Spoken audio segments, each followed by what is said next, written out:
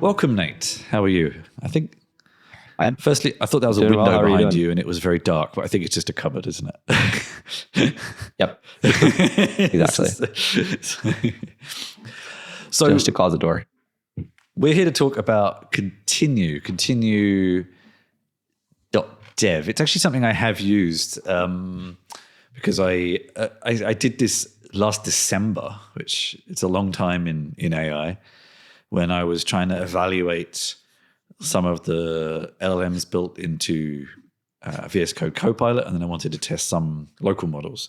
And at the time, it was kind of the only thing I could find. So, then when we lined up this interview, I re-enabled and saw you've made quite a few changes, and I can imagine probably why, and we'll come to that in a moment. But maybe we should start with a quick explanation of what Continue is and what it does.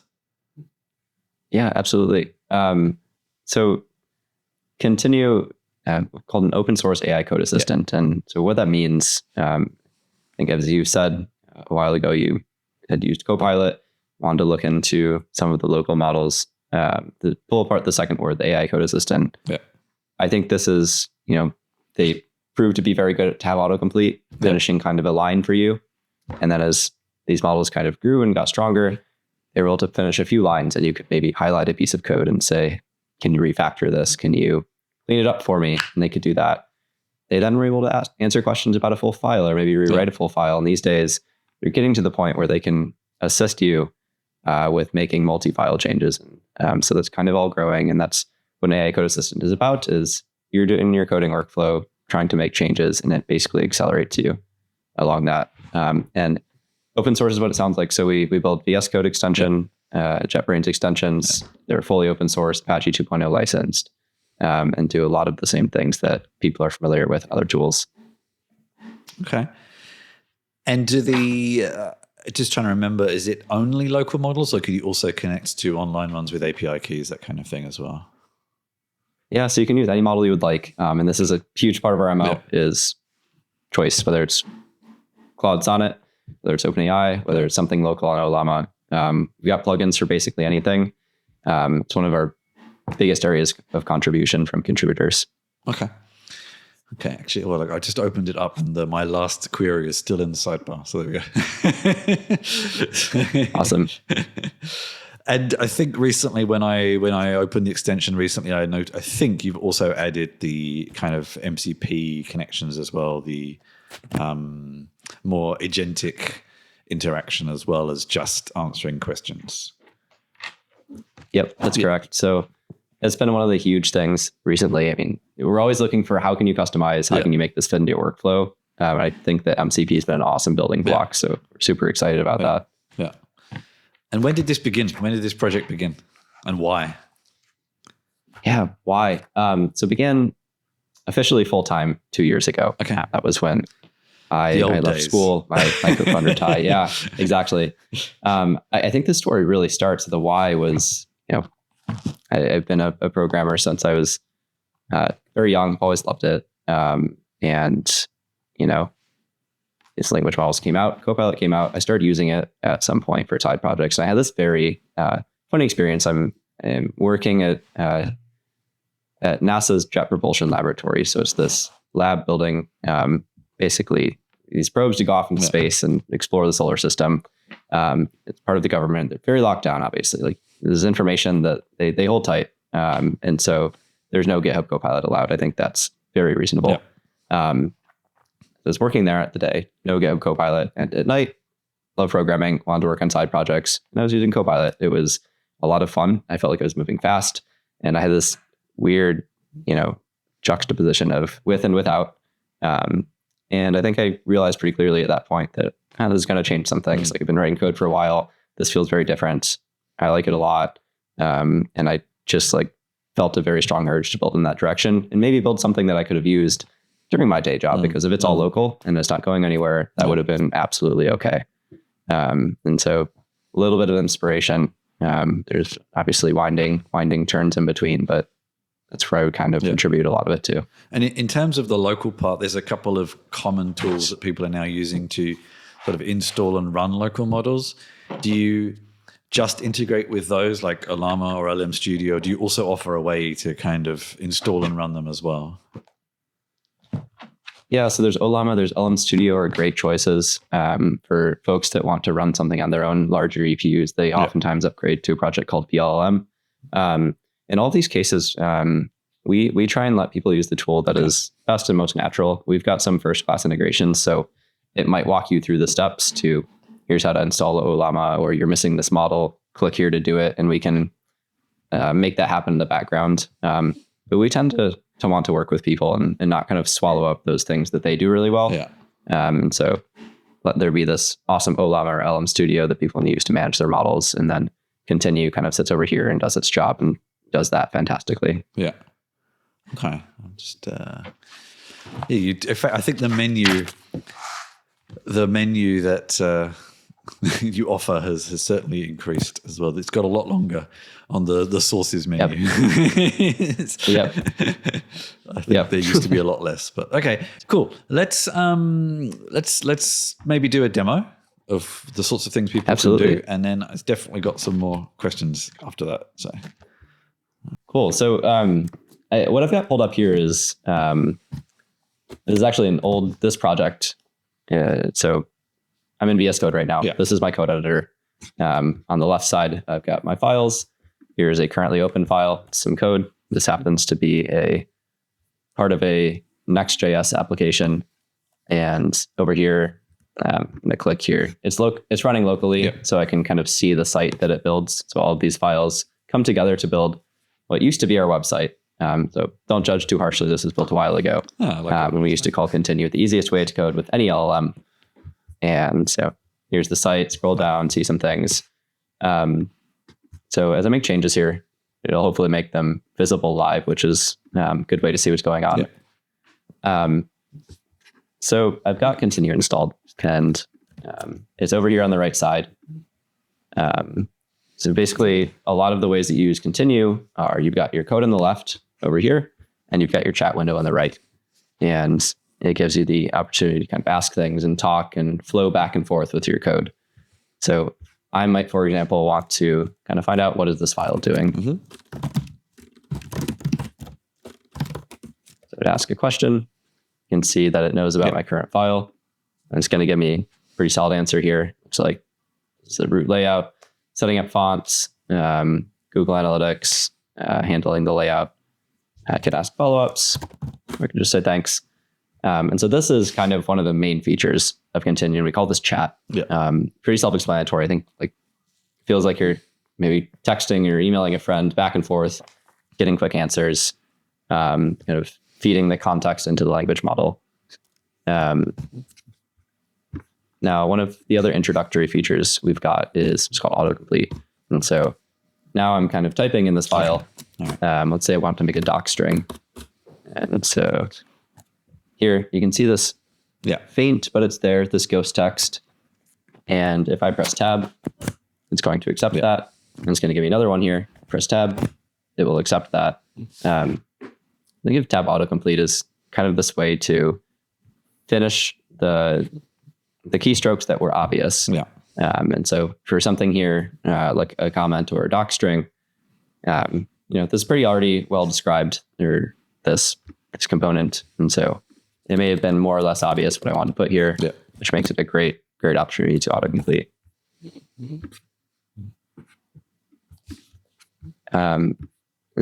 Really quick,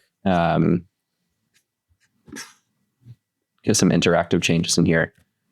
There is edit is probably the next important feature. Okay, so Command I there.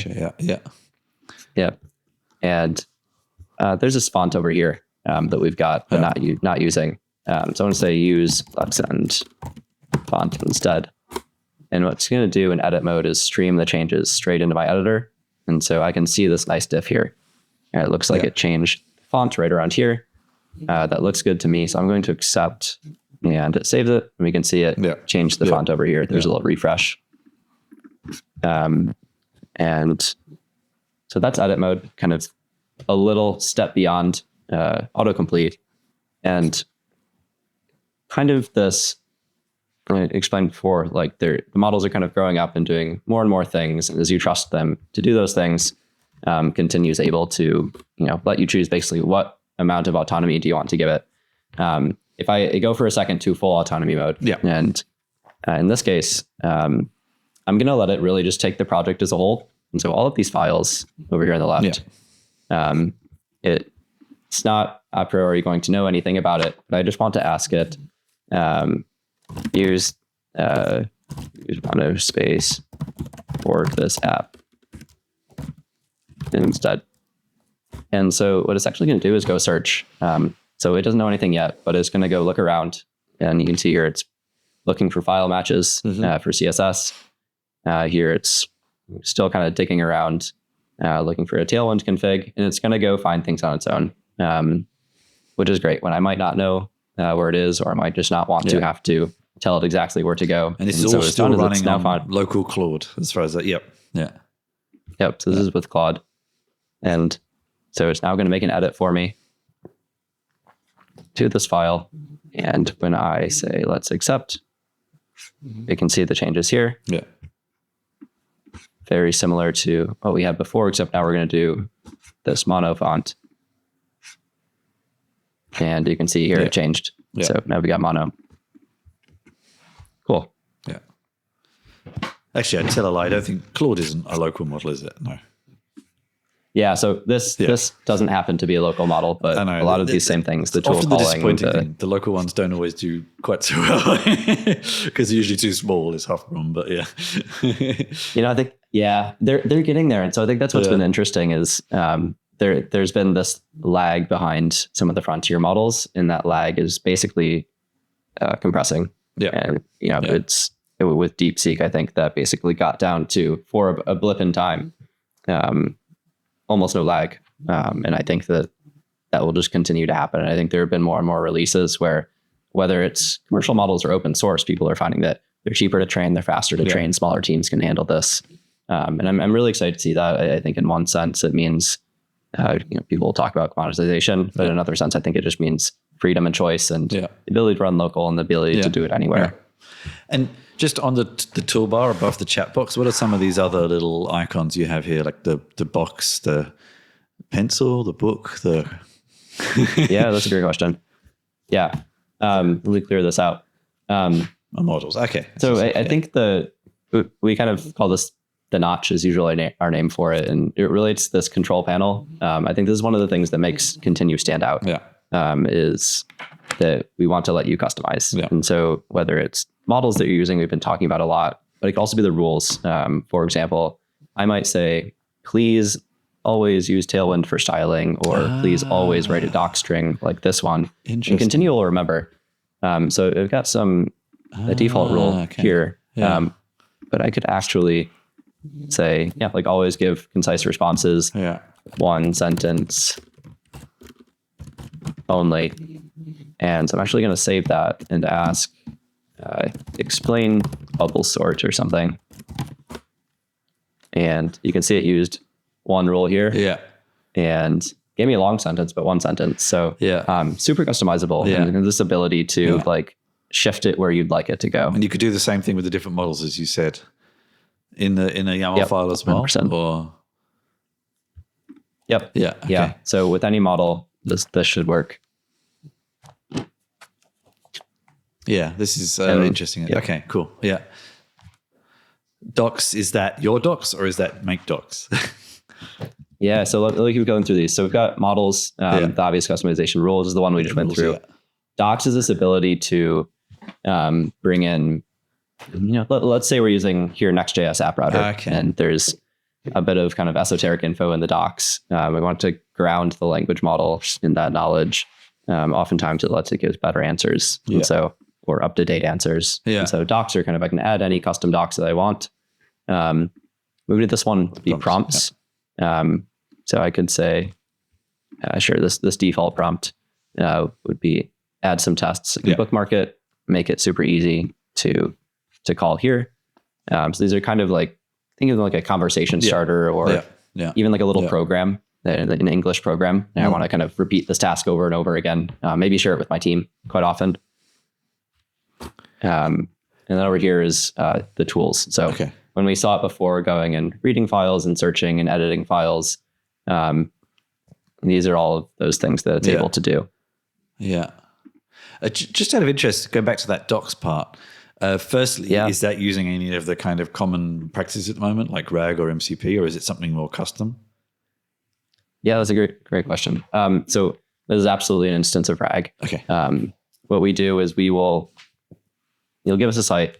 We will go crawl the site, find all the pages, split them up into small chunks, put them into a vector database locally, embed them, and then you can ask questions. And we'll do some retrieval from there, pass it to the language model. Yeah. So kind of classic RAG. The cool part is it's all local. Yeah. And so other than, of course, asking for the website, you can kind of turn off the Wi-Fi, keep it working if you've got your local model. Yeah. And of course you say docs, but I'm assuming it could really be anything I wanted it to be. Just some kind of website. Yeah, it's a pretty general web crawler. Okay. And so we've seen people use it for a lot of things. Yeah, I mean, I do a lot of technical writing type work, and I use VS Code for that.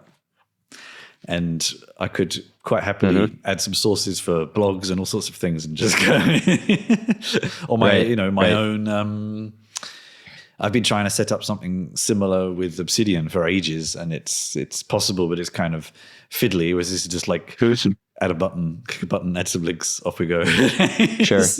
Yeah, that's awesome. I'm actually a big Obsidian user myself. I think there's an Obsidian MCP that came out recently. There's a bunch of plugins, and I've had mixed experiences with all of them. And I'm still, you spend 10 minutes trying to work, and then you have to go back to something else, and then you go and chip away again. And sure, yeah. Like I'm still,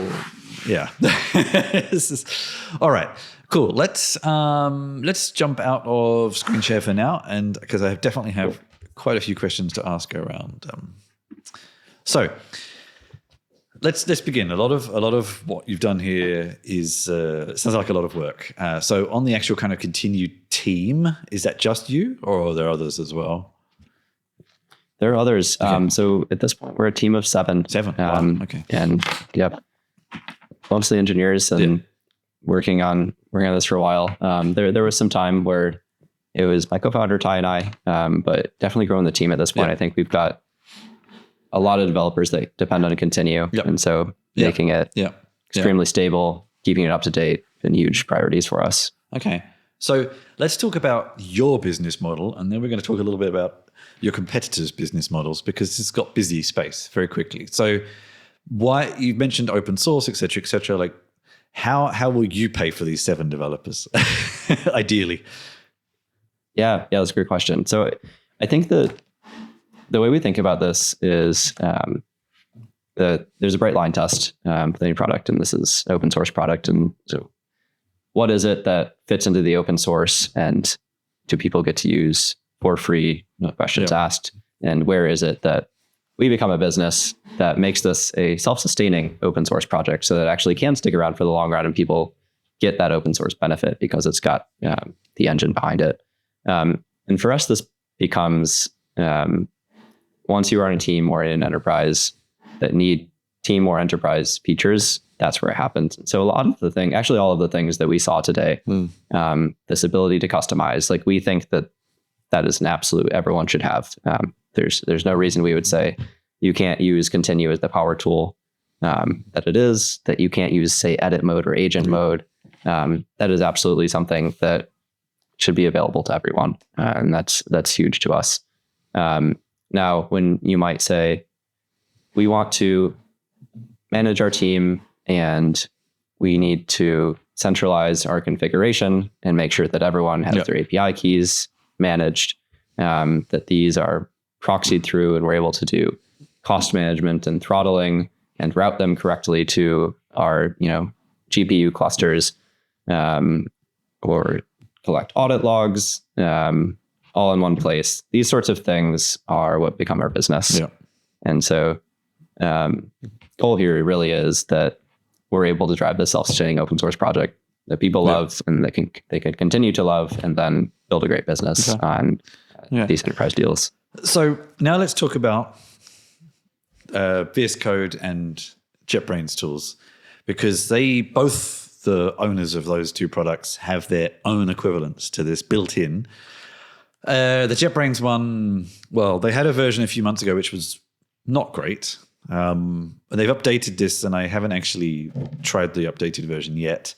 But the question is kind of the same for VS Code and Microsoft anyway. CoPilot is not bad, and they give a fair bit away for free now. It's an age-old problem of competing with default. So right. What's your play there to compete with the default that is just, I mean, especially in VS Code now, is just enabled? Yeah. I think a lot of this does actually tie back to some of our core principles, and those are going to be choice. It's going to be ability to customize, and I think it's clear to us, at least to me at this point, that these tools are so pervasive. They're like such a huge part of our everyday workflows, and developers, I think, are such a capable community of people that I think they don't really settle for less. And it's oftentimes they know how to build the thing. They know what's going on under the hood. And so when they want more, they know what to ask for. They know what to do. And for us, it's about letting them amplify themselves and say, I don't like this suggestion I got.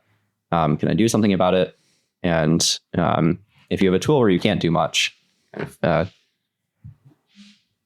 more vertically integrated, difficult to kind of peer inside or peek under the hood, you're kind of blocked. And so for us, it's about, okay, can I open up and see what's going on here, tweak it myself, and kind of fine tune this race car that I want to be driving. And it's all about like fitting perfectly into your workflow, like knowing about your code base, having the right models at the right time, and all of these things that we saw a little bit of in the demo with the prompts and the rules and the docs, and so many of these other things. And it's really just about when you want more out of your tool, which I think a lot of people increasingly will. Hopefully you come to continue and in our ecosystem can kind of help you take it the step further. I mean, and CoPilot in particular has been adding a fair bit recently, but it hasn't had much for a while.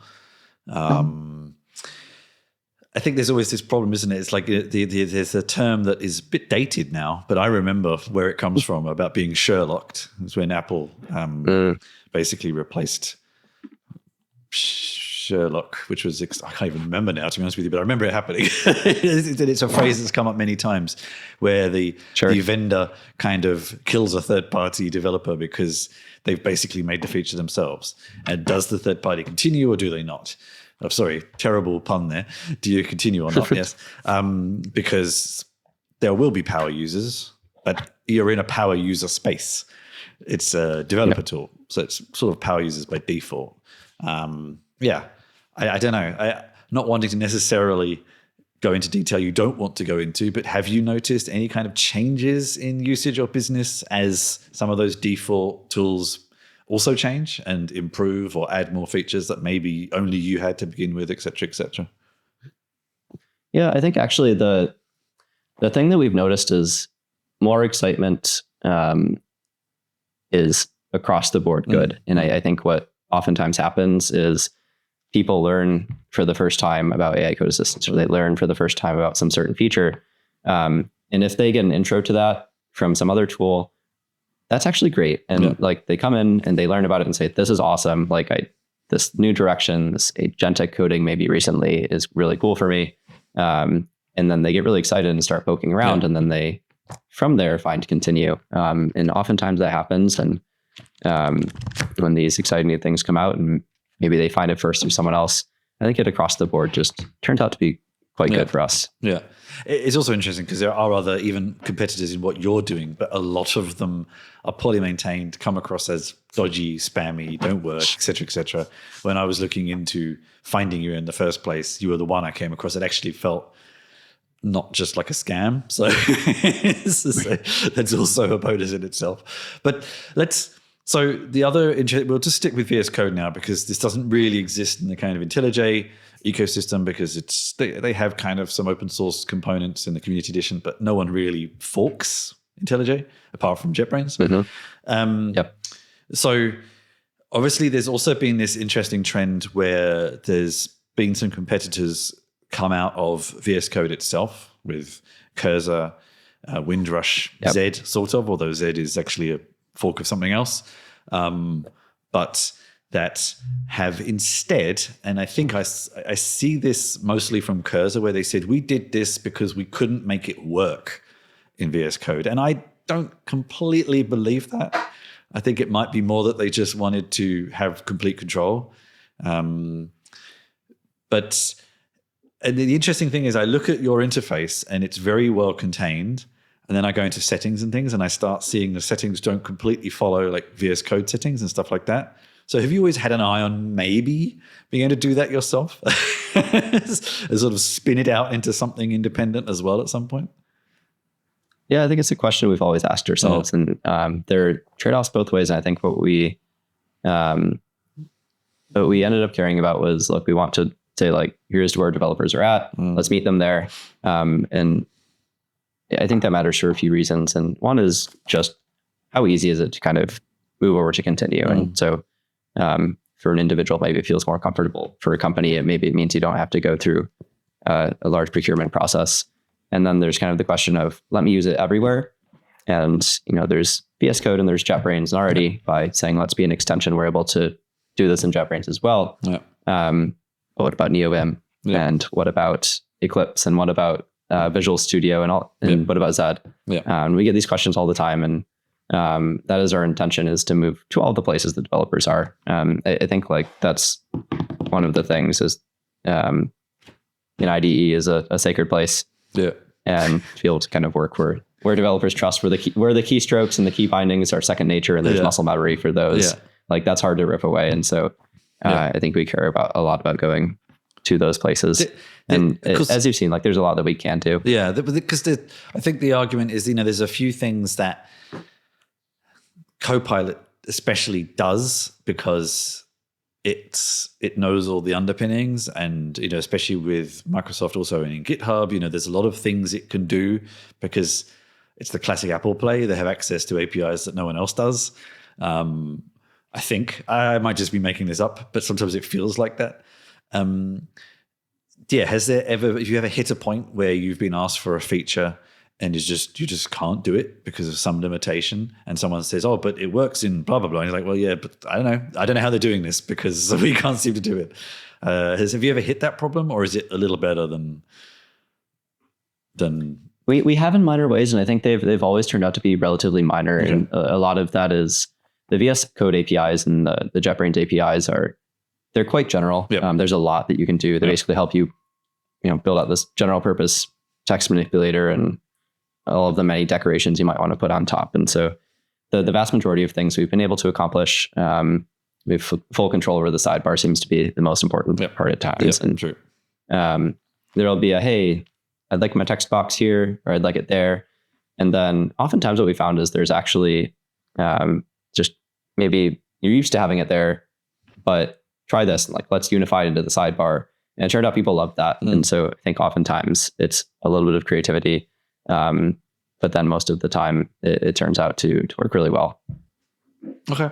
Yeah. I maintain some VS Code extensions myself, some very small ones. And I have hit some weird things. Actually, the main one recently has been it's using language server protocol. And so you have to have a binary. And there is where things get a little, because you need different binaries for different operating systems and architectures and things. That's where it gets a little... That's caused some problems. but I don't know. I think the only thing I noticed, especially when I tested Continue last time, but looking at your demo, it didn't seem to be as much of an issue now, was that it would need more pointing towards files. But even with CoPilot, I have found that it's inconsistent. Sometimes you just say, tell me about the code, and it'll be happily off it goes. And other times it'll be like, what code, where? So it's not always consistent anyway. So maybe it's more the model than the actual tool. Yeah. Okay. So what's next? Yeah, what's next? I think for us, there'll be the features. There'll be the exciting new things that come out from the models. Agent mode will probably continue to get better, probably equip it with better tools, and all of these things will happen. But I think what I'm most excited about is the ecosystem that's starting to grow. And so I think about it as models. I think about it as tools or MCP servers, and I think about it as the natural language, what you might call rules, or perhaps your prompts. And we're already starting to see. So we launched hub.continue.dev is something we launched a couple of months ago, and this is this place for everyone to kind of share these things. And so we've seen tons and tons of people uploading the rules and saying, hey, like, here's how I do Next.js development, and I want to share that with everyone. Or here's how I work in Ruby, or Ruby on Rails, or maybe this other esoteric programming language. And we've seen a lot of really cool collaboration, and I think that's something that's going to continue. And, to the extent that you might believe something like English is the next programming language, I think is a catchy way to say it, but there's something here to like maintaining and sharing and collaborating on these rules, these prompts. You can go pretty deep with them. And so I think there's a lot there, and we're excited to see people build together in this ecosystem. This is cool. Yeah. I'm seeing this. Brian Douglas seems to have made a few. I don't know who that is, but yeah, he's a power user. He's got the Golang assistant, I believe, and Ruby on the front page. So there we go. Yep. Cool. Awesome. It's super nice. I'm glad we had this conversation, because I want to now try things again. Some of those, especially those custom rules, I think is something really interesting. I think we're all starting to realize that just using GPT-4 for everything is not always as helpful. So having specifics that can dig into a bit more detail on particular tasks is interesting. I've found this in a couple of other things recently, where they say we have access to a selection of models, and we switch between them based on context that will serve the best answer. And you kind of have that baked in, which is cool. So yeah. Awesome. All right then. So it's continue.dev, as we discussed. For the most part, it's free. So I think people can just jump in and take a look if they haven't already. So and I guess the other final question is, like, we talked about those VS Code forked IDEs or editors, whatever you want to call them. We'll continue working all of those as well, I guess. It does. Yep. Anything that's built on VS Code. Yeah. VS Code. It's kind of weird, but we already have this clash of the chatbots in many tools anyway. So why not continue? Continue. Oh my God. It's so easy to keep walking into that pun. Okay. All right. Thanks very much for your time. It was great to talk. Thanks.